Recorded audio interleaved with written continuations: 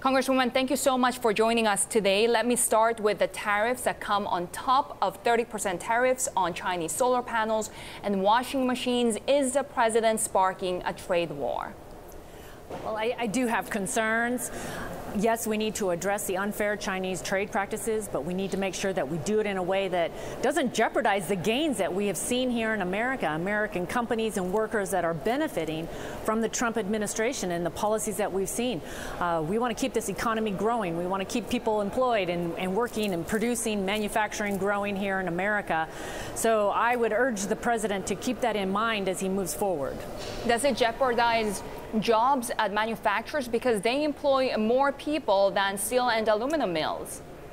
Well, and that's where we got to make sure that we don't take action that is jeopardizing American companies, American workers, American farmers. I come from Washington State. It's the most trade-dependent state in the country. 40% of the jobs in Washington State are dependent upon trade, whether it is our farmers, Boeing, airplanes, Microsoft, and their software.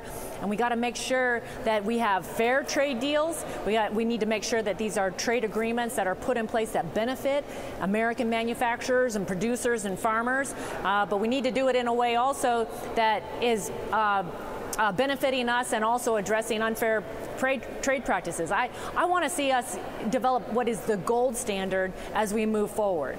China is already looking at sorghum and soybeans import tariffs.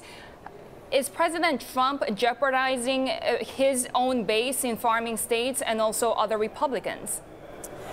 Well, I think we just need to make sure that we continue to raise the awareness and understanding as to what these trade agreements mean.